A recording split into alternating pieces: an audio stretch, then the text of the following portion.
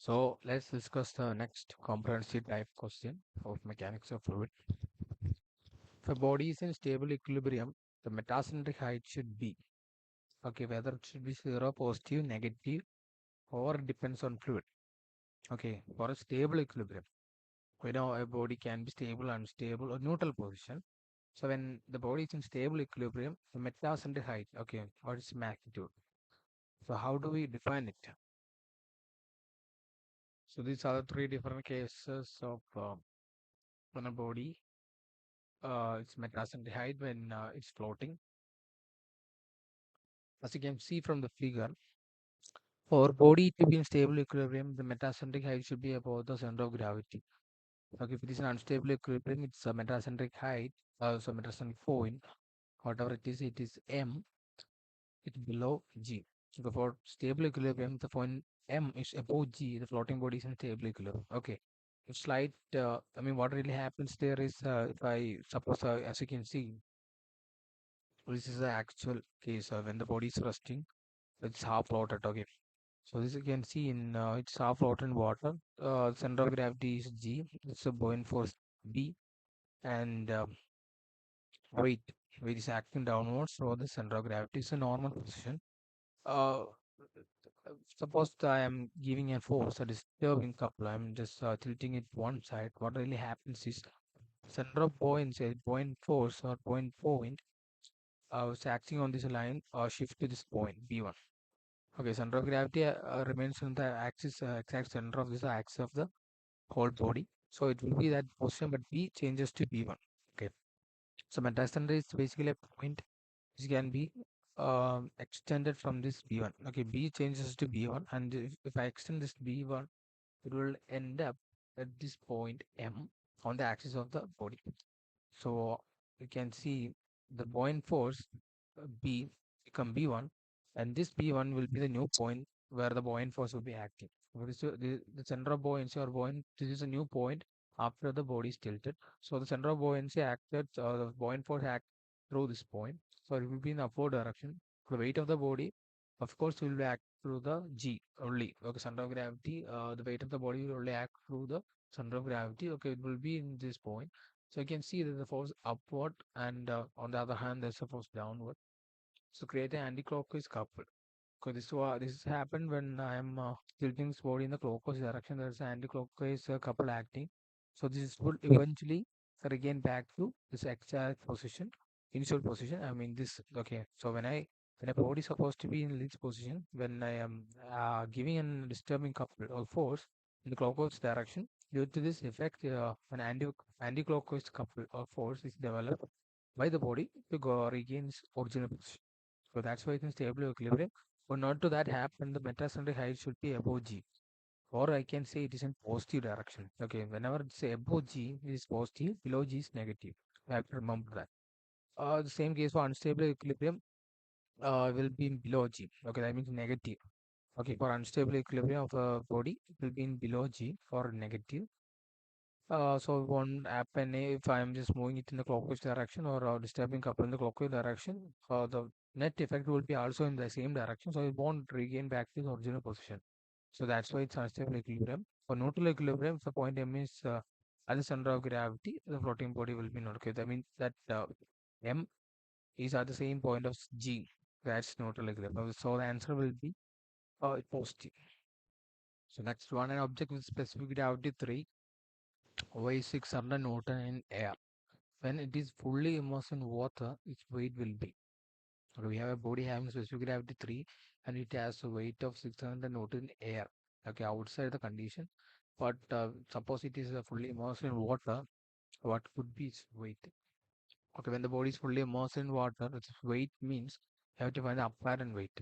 Given that the body is immersed, that actually means that the body of the, I mean, weight of the body in water when it's fully immersed means we have to find the apparent weight of the body. So how to do that? Now we got the mass and the volume of the object. So not to find apparent weight of the water. Okay, apparent weight of that body in water. They have told us to find the weight of the body when it is immersed in water. So the weight of the body when it's immersed in water means what it actually means we have to find the apparent weight in water. So not to find apparent weight means we have to subtract the buoyant force from the actual weight of actual weight of air means when the body is placed outside the fluid. Actual condition weight of that object. Okay, buoyant force when the body is immersed in water, there will be a buoyant force in the upward direction. So in order to find this force or weight of the apparent weight, we have to subtract buoyant force from the actual weight of the body in air. So how do you find buoyant force? Buoyant force is simply the weight of the water displaced because not to find the equation of buoyant force is simply mg because that force, buoyant force and the weight displaced will be equal. So weight displaced is mg. Okay, so weight displaced means not the weight in outside condition, that means outside the fluid. It's the weight displaced in the fluid and the water condition. So I cannot simply apply, I know it is mg, weight of the water, weight of that body. Weight of water means the weight of that body in that water displaces what actually means. So I cannot simply apply mg. Why? Because that's the outside condition. The body is placed in the outside air or normal condition, but the weight of the water inside the fluid is just have to apply the this formula. Mass is density into volume. There, the density should be the density of the water. If it is the density of the object, I can simply apply mg, right? I don't need to find the density. I have the mass I already find mass of the object, but I cannot apply simply mg because this is in water condition. So buoyant force equation will be rho vg. Rho is the density of the fluid in water. Uh, okay, so into volume of the object into g. So that will be 200 Newton. So not to find the apparent weight will be 600 minus 200. So the weight of the water, I mean object in the water will be 400 Newton. Okay, that is the apparent weight of the object again water. So actually it was 600 Newton, but when I am placing it in a fluid, its weight decreases to 400 Newton. So that what actually happens when the body is immersed in a fluid. So first write the given condition: specific gravity 3, weight 600 Newton, density of water. The fluid I have mentioned is water, so the density of water is 1000 kilogram per meter cube, and acceleration due to gravity is 9.81 meter per second square. So the mass of the object. You have the weight of the object in air. That means when it's placed in outside condition without before immersing into fluid. So not to find the mass of the object, we know weight is mg. W is equal to mg. So from that, the mass of the object will be weight by the acceleration due to gravity. Since it's a weight of the object in air, we can simply substitute mass of the object. We can find actual mass of the object.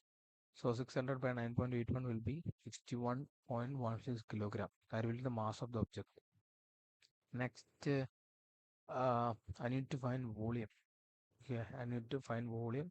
First of all, I got mass. Then I need to find the volume of the object. So how do you find volume is simply by mass by density of the object. Okay, mass by density, volume. So first of all, I need to find the density of the object. I don't have the density of the object, but I only have the density of water. So that's how when we use the specific gravity equation, specific gravity is density of the object by density of water. Okay. So simply substituting the formula specific gravity, that is the density of the object by density of water.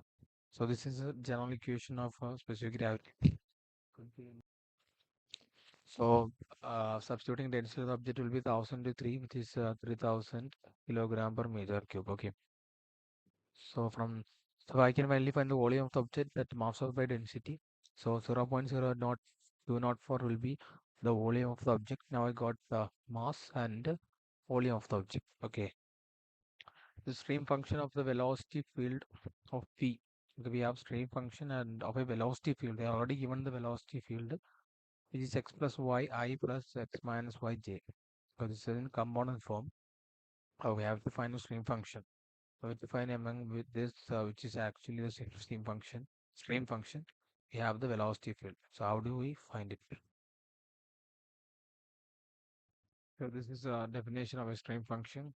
It's defined as a scalar function of space and time, and it's a partial derivative with respect to any direction. You would give the velocity component and right angle to that direction. If that is a stream function, you get you take the partial derivative in any direction suppose it could be x or y direction, gives the velocity component at right angle to direction. If I'm taking along x, I will get the velocity component along y direction. Okay, at the right angle to that direction. So it is denoted by phi, psi. Okay, it is denoted by psi. So these are two major equation related to velocity function and swing function. The derivative with respect to x will be v. Why? Because v is in the y direction. Right? If I'm taking this stream function derivative along x direction, I'll get the velocity component of in the y direction. So usually we'll be taking x component of a velocity as u and the y component to be y. So obviously this is the y component of the velocity. So if we take the derivative of the stream function along x direction, get velocity component the y direction of the velocity. Similarly, take y, you get x component, but there is an additional negative sign in the case of if you take a derivative with respect to y.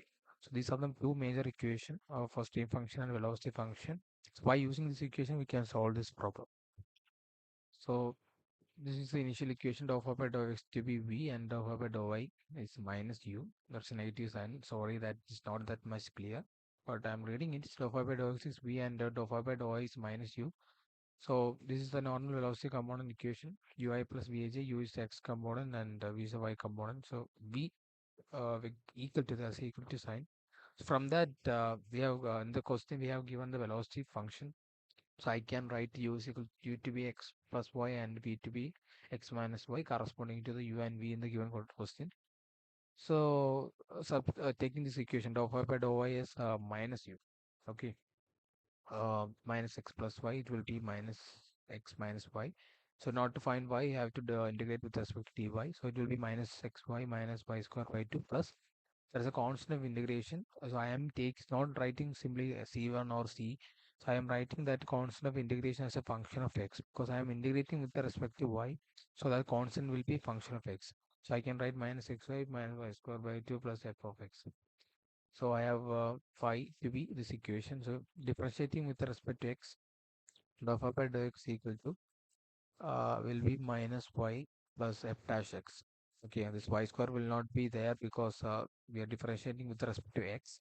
Since it's the y component, it will be a constant. So minus y plus f dash x will be the dou phi by dou x. So I already have an equation dou phi by dou x equal to v, where v is x minus y. So we have two equations for dou phi by dou x. So substituting that equating, I will be getting f dash x to be x. So my ultimate aim is to find the value of f of x. So I can substitute in this equation to find the stream function. Okay, so I got f dash x. So not to find f of x, you simply have to integrate it. So there I will get a constant integration which is no longer used. So I'll be giving some value. I am giving 0 because in our answer they haven't mentioned any constant of integration. So I don't need that value. So I'll be giving it 0. So f of x will be x square by 2. You substitute in this equation.